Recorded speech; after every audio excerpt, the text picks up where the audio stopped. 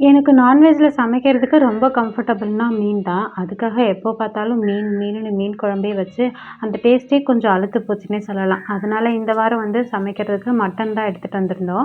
நான் நேத்து நைட்டே கொஞ்சம் பழைய சாதத்தில தண்ணி ஊத்தி வச்சிருந்தேன். காலையில எழுந்ததும் முதல்ல அந்த சாதத்தில கொஞ்சமா தயிர் ஊத்தி நல்லா கலக்கி ஒரு கிளாஸ் ஊத்தி நான் குடிச்சுட்டு, அதுக்கப்புறம் வீட்ல இருக்க எல்லாருக்கும் குடுத்துட்டேன். அப்பதான் நான் சமைக்கிற வரைக்கும் பசிக்குதுன்னு என்ன யாரும் அவசரப்படுத்திட்டு இருக்க மாட்டாங்க. இந்த ஸ்கூல், காலேஜ் படிக்கும்போதெல்லாம் பாடுறதுனா எனக்கு ரொம்ப பிடிக்கும். எப்ப பார்த்தாலும் புது பாட்டெல்லாம் நோட்ல எழுதி வச்சுக்கிட்டு குரூப்பா உட்காந்துக்கிட்டு ஆளுக்கு ஒரு பாட்டா கத்தி கத்தி பாடிட்டு இருப்போம். ஆனா கல்யாணத்துக்கு அப்புறம் நான் சுத்தமா பாடுறதே இல்ல. ரீசெண்டா அக்கா பொண்ணு வீட்டுக்கு வந்திருந்தப்ப தான் கேட்டா, "ஏன் சித்தி நீ முன்ன மாதிரிலாம் பாடுறதே இல்ல?" அப்படின்னு சொல்லிட்டு. அப்போதான் நான் ரியலைஸே பண்ணேன், இப்பலாம் நான் பாடுறதே இல்லங்கிறது. இந்த மாதிரி நீங்க கல்யாணத்துக்கு முன்னாடி உங்களுக்கு ரொம்ப பிடிச்ச விஷயங்கள கல்யாணத்துக்கு அப்புறம் இருக்கிற ஒர்க் ப்ரெஷர்லயும், டென்ஷன்லயும் மறந்து போயிருந்தீங்கன்னா அது என்னன்னு கண்டிப்பா கமெண்ட்ஸ்ல சொல்லுங்க. அப்படியே வீடியோ பிடிச்சிருந்தா மறக்காம சப்ஸ்கிரைபும் பண்ணிடுங்க.